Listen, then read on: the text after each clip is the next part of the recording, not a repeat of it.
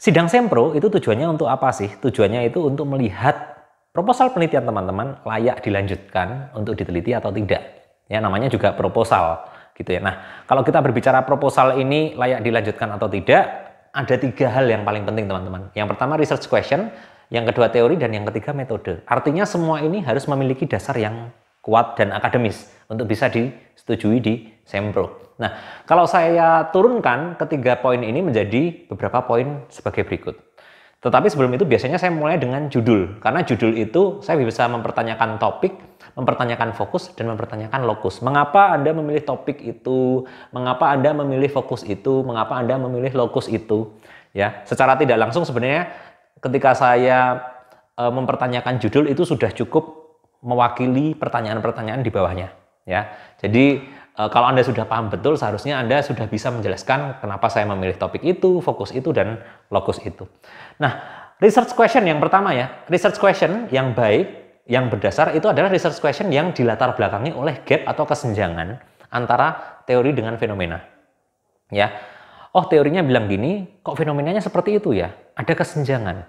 Atau misalnya teorinya ada 4 variabel, ya. Oh ternyata ada 2 variabel yang terindikasi terjadi di lapangan. Nah itu kasus itu penting untuk diteliti. Research question itu menjadi relevan.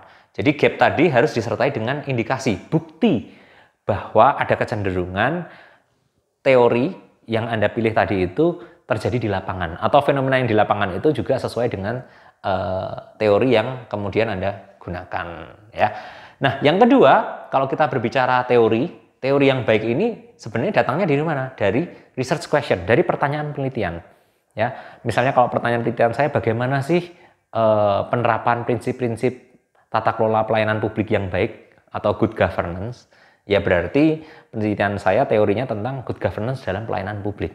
Jadi teori itu relevan atau tidak, atau teori itu kemudian bisa digunakan atau tidak, itu sangat bergantung pada pertanyaan penelitian. Dan yang terakhir teman-teman, terkait dengan metode ya. Metode ini sebenarnya harus relevan dengan apa?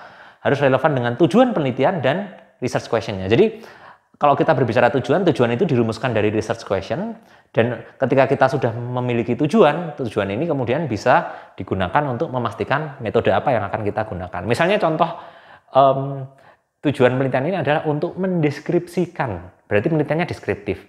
Berarti kita akan menggunakan metode deskriptif. Ya, apakah misalnya kuantitatif deskriptif, dan kemudian disertai dengan teknik analisis data yang relevan. Ya, jadi kembali lagi kalau kita berbicara metode itu harus sesuai dengan tujuan penelitian yang juga sesuai dengan pertanyaan penelitian yang dibangun. Saya pikir itu teman-teman, semoga bermanfaat. Terima kasih.